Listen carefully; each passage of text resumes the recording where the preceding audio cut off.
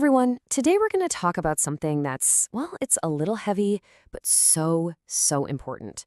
We're diving into those toxic phrases some of us heard as kids and how they can stick with us, how they just echo into our lives as adults. So let's just get right into it.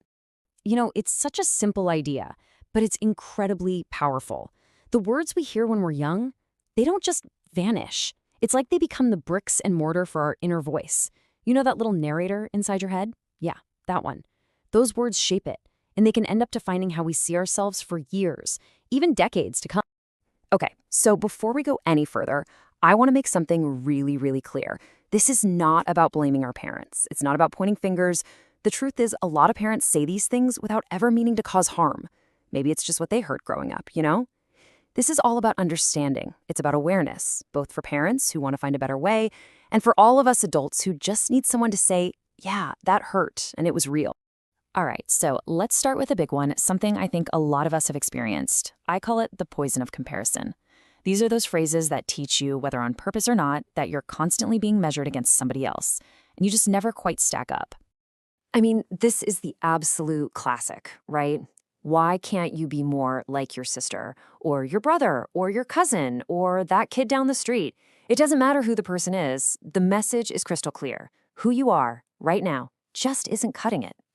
And here's the thing. This is where a huge misunderstanding happens. A lot of parents think this kind of comparison is going to light a fire under you, motivate you. But what does it actually do? It does the exact opposite. It just crushes your spirit. Instead of inspiring you, it plants these seeds of insecurity, resentment, and this awful feeling of just being completely invisible for who you really are. Now, there's another kind of comparison that, this one cuts deep because it's so personal. It's when a parent, usually in a moment of anger, says something like this. And when they do that, they're tying you to all the things they dislike about the other parent. And that's just incredibly damaging. See, this isn't about criticizing something you did. This is a criticism of who you are. It literally attaches shame to your core identity. It makes you feel like there's something fundamentally broken or bad inside of you. And you start to believe that this flaw is just part of you, something you can never escape. And man, that can do a real number on your self-confidence. Okay, let's shift gears a bit. The next category of phrases is all about dismissal. This is when a parent's words basically tell a child that their entire inner world, their feelings, their thoughts, is just wrong, that it doesn't matter. And this right here just lays it out so perfectly, doesn't it? On one side, you have a child feeling something totally real and valid. They're sad, they're hurt, they're just trying to understand something. And on the other side, the response they get is a total shutdown. You're being too sensitive, or the all-time classic, because I said so. It just slams the door on their inner world. And the long-term damage from this, it's huge. Because if you're told over and over again that your feelings are too much, what do you learn to do? You learn to push them down, to suppress them. You might even grow up to be an adult who feels guilty just for having emotions. And when your questions get shut down, you learn that your voice doesn't matter. And that can make it really hard to speak up for yourself later on. Okay, now we're getting into what is, frankly, the most damaging category. These aren't just words that dismiss you. These are words that feel like they're designed to break you. They work by using these really heavy emotions, guilt, fear, and shame, to control you. And you can see how this just gets worse and worse. It's like a ladder of harm. It starts with guilt, making you feel like you owe them something just for being cared for. Then it gets personal, making you feel like you, yourself, are the problem. Then it attacks your future, telling you you're destined to fail. And it can go all the way to the absolute worst kind of rejection, a phrase that makes you question if you should even exist at all. The reason these phrases are so brutal is that they don't just go away. They become this little tape that plays on a loop in the back of your mind for the rest of your life. It's that voice that whispers, you're a burden, anytime you think about asking for help, or you're just going to fail, right when you're about to try something brave. Okay, I know that was all really heavy, so it's really important that we take a breath and pivot.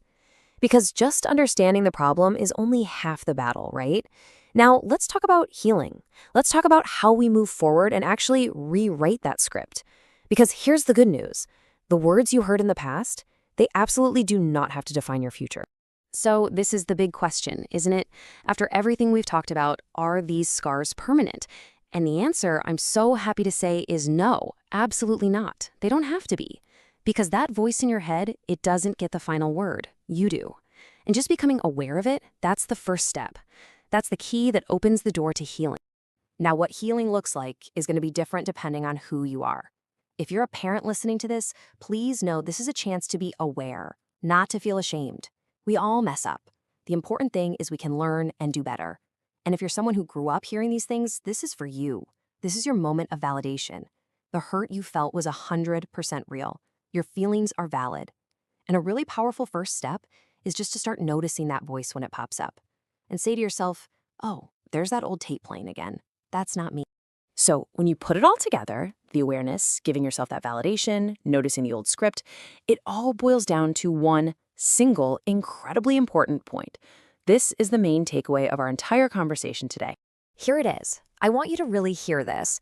Those old words, those tapes, that negative voice in your head, that is not you. It's just an echo of the past.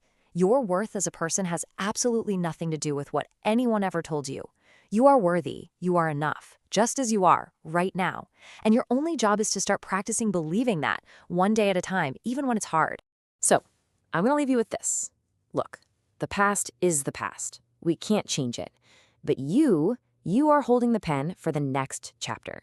You get to decide which voice you're going to listen to. So the real question isn't whether you can change that inner script. The question is, what new words are you going to choose to believe about yourself starting right now today?